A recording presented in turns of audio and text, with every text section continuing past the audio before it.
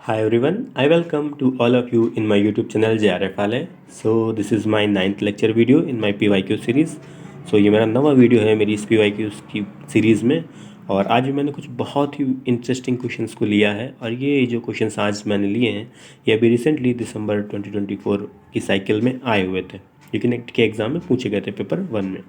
और यहाँ पर जो भी हम प्रीवियस ईयर क्वेश्चंस को सॉल्व करते हैं वो आपको आने वाले समय में बहुत ज़्यादा हेल्पफुल रहेंगे और आपका भी जो जून में पेपर होना है नेट का उसमें बहुत ज़्यादा हेल्पफुल रहेंगे। सो चलिए बिना देरी के अपने इस वीडियो को शुरू करते हैं। So the first question is jar test is used to determine which of the following water quality parameter, यानी कि निम्नलिखित में से कौन से जल गुणवत्ता प्राचल्य के निर्धारण के लिए जार टेस्ट किया जाता है। तो देखिए सबसे यहाँ मेन चीज़ हमें क्या है, वाटर क्वालिटी पैरामीटर। ठीक, और क्या कोई जार टेस्ट हो रहा है उससे हमें कोई मतलब हमसे किसका पैरामीटर पूछ रहे हैं कि वाटर की क्वालिटी को कैसे चेक किया जाएगा। हमारे ऑप्शंस हैं पीएच है पहला, then BOD, then COD, then turbidity. तो पीएच क्या है, एक पीएच स्केल होती है, आप लोगों ने सुना होगा, जिससे हमें क्या पता कर सकते हैं कि कोई भी सब्सटेंस या कोई भी पदार्थ कितना एसिडिक है या फिर कितना बेसिक है, कितना अम्लीय है या कितना क्षार है। ठीक, तो उससे हमें क्या पता करते हैं कि सब्सटेंस के वो कितना अम्लीय है या कितना क्षारीय है, उसकी एसिडिटी या फिर बेसिसिटी को हम उससे पता करते हैं। तो वाटर का इससे कोई लेना देना होगा? बिल्कुल नहीं होगा। फिर आता है बायोलॉजिकल ऑक्सीजन डिमांड, जिसको बोलते हैं BOD। तो मेनली इसका यूज़ किया जाता है कि जैसे जो भी हमारे ऑर्गेनिक मैटर होता है पानी के अंदर, तो उस ऑर्गेनिक मैटर को ब्रेक डाउन होने में या फिर टूटने में जितनी ऑक्सीजन रिक्वायर्ड होती है उसे ही हम क्या बोल देते हैं, बायोलॉजिकल ऑक्सीजन डिमांड। अब ये भी पानी के अंदर हो रहा है ना, अब हम उसे पानी की क्या कहते हैं क्वालिटी को पता थोड़ी लगा पा रहे हैं, तो फर्स्ट और सेकंड तो दोनों हट चुके हैं ऑप्शन। फिर आता है COD। सो COD केमिकल ऑक्सीजन डिमांड। अब इसका क्या मतलब है, अब जैसे अभी हमने आपको बायोलॉजिकल ऑक्सीजन डिमांड बताया, उसी तरीके से होता है केमिकल ऑक्सीजन डिमांड। अब इसमें होता क्या है कि जो भी ऑर्गेनिक मैटर है और जो भी इनऑर्गेनिक मैटर है अब पानी में है वो, उसको ब्रेक डाउन होने में, इन दोनों मैटर को ब्रेक डाउन होने में टोटल कितनी ऑक्सीजन लगेगी वो हमारी क्या कहलाएगी, केमिकल ऑक्सीजन डिमांड कहलाएगी। फिर हमारा लास्ट आता है टर्बिडिटी या फिर आविलता।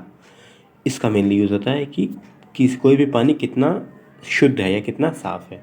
तो हमसे यहीं पे पूछा था कि कौन सा वाटर क्वालिटी पैरामीटर है, तो हमारा फोर्थ ऑप्शन जो है वो सही हो जाएगा, turbidity. Then the next question, which of the following is incorrect. अब हमें इसमें बताना है इनमें से कौन सा गलत है और कुछ ऑप्शंस दिए हैं। फॉर जैनाज शब्द प्रमाण इज़ रिड्यूस्ड इन्फेरेंस, जैन मतावलंबियों के लिए शब्द प्रमाण लघुकृत अनुमान है। फॉर बुद्धिस्ट शब्द is not an independent evidence, बौद्ध मतावलंबियों के लिए शब्द स्वतंत्र प्रमाण नहीं है। फॉर मीमांसा शब्द इज़ एन इंडिपेंडेंट एविडेंस, मीमांसा के लिए शब्द स्वतंत्र प्रमाण नहीं है, स्वतंत्र प्रमाण है। And for Vedantist shabda is the source of valid knowledge, वेदांतियों के लिए शब्द वैद ज्ञान का स्रोत है। तो देखिए इस तरीके के क्वेश्चंस मेनली आते नहीं हैं इस बार, लेकिन कुछ क्वेश्चंस ऐसे देखने को मिले। तो इस जब इनके बारे में जब से आपने पढ़ा होगा शब्द क्या होता है, प्रमाण क्या होता है, ठीक, इन्फ्रेंस, वही जो परसेप्शन वगैरह है वो सब जब आप पढ़ेंगे तब आपको इसके बारे में थोड़ा सा ज़्यादा क्लियर हो जाएगा। ठीक, तो मेनली यहाँ पे हमारा जो फर्स्ट ऑप्शन है वो क्या हो जाएगा, करेक्ट हो जाएगा। देन द नेक्स्ट क्वेश्चन,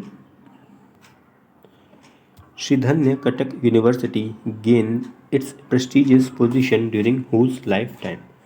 तो श्रीधन्य कटक विश्वविद्यालय ने किसकी जीवन अवधि के दौरान प्रतिष्ठित स्थान प्राप्त किया। तो पहला हमारा संत नागार्जुन या सेंट नागार्जुन, सेंट शंकराचार्य, संत शंकराचार्य, सेंट रामानुजन, संत रामानुज, या सेंट प्रभाकर, संत प्रभाकर।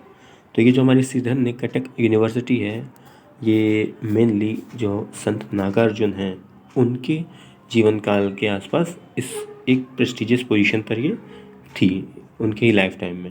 तो ये जो हमारे जो संत हमारे नागार्जुन जी हैं ये मेनली साउथ के थे और इनका जो टाइम पीरियड है ये 150 सेंचुरी से लेकर के एक सेकेंड, ये 150 सेंचुरी से लेकर के 250 सेंचुरी के बीच का माना जाता है। ठीक, और ये जो श्रीधन्य कटक यूनिवर्सिटी है ये मेनली फेमस किस लिए थी, यहाँ पर ब्राह्मणिकल और जो हमारा बुद्धिस्ट लर्निंग है वो यहाँ पर ज़्यादा कराई जाती थी। तो हमारा जो ब्राह्मणिकल लर्निंग्स है और जो बुद्धिस्ट लर्निंग है उसके लिए हमारी श्रीरण्यकटिक यूनिवर्सिटी फेमस थी। किसके टाइम पीरियड में? संत नागार्जुन के टाइम पीरियड में। फिर हम अपना अगला क्वेश्चन देखते हैं। In the context of digital communication which of the following are examples of simplex type of communication. कह रहे हैं कि डिजिटल संचार के संदर्भ में निम्न में से कौन सिंप्लेक्स प्रकार के संचार के उदाहरण हैं? तो पहला है radio transmission, television transmission, computer to printer communication, keyboard to computer communication, walkie talkie communication. और यहाँ पे हमारे ऑप्शंस दे दिए गए हैं। देखिए, अब इस तरह के क्वेश्चन में अगर आपको छोटी छोटी चीज़ें अगर वो मालूम होंगी तो आप आसानी से कर लेंगे। इसमें क्या है कि आपको मालूम होना चाहिए कि सिंप्लेक्स टाइप ऑफ कम्युनिकेशन होता क्या है, या फिर कहा जाए सिंप्लेक्स कम्युनिकेशन होता क्या है। तो मेनली सिंप्लेक्स कम्युनिकेशन क्या है? ये एक यूनिडायरेक्शनल कम्युनिकेशन होता है। मतलब कोई व्यक्ति एक तरफ से मैसेज भेज रहा है या एक तरफ से कम्युनिकेट कर रहा है, लेकिन उधर से कोई भी जवाब नहीं आएगा, वो पक्का ही पक्का है। ठीक है, ये एक तरफ से कम्युनिकेशन होता है। फिर आप क्या कर रहे हो? एक तरफ से इन्फॉर्मेशन ट्रांसमिट कर रहे हो और कोई उसको दूसरी तरफ बैठ करके सुन रहा है बस, लेकिन वो उसको तुरंत या फिर बाद में भी उसको कोई रिप्लाई नहीं दे सकता।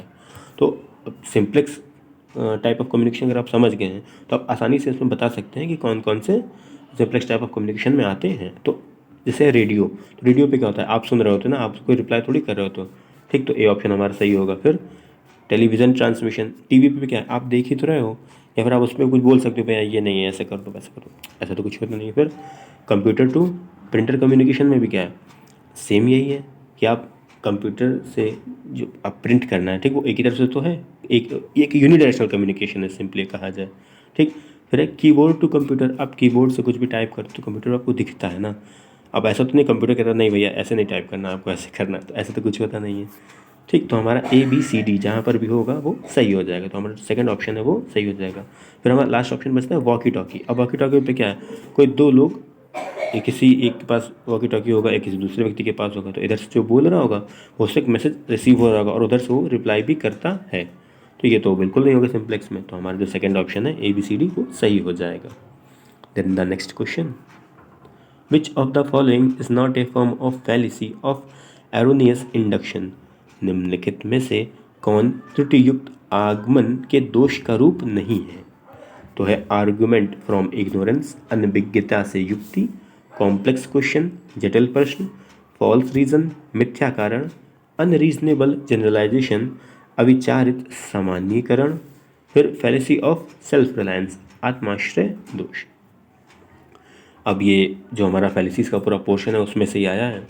अब इस तरह के थोड़ा सा क्वेश्चन थोड़ा सा कॉम्प्लेक्स होते हैं, तो इनसे जितना दूरी हो सके उतनी बनाई जाए, लेकिन अगर आपको आता है तो आप आसानी से कर सकते हैं।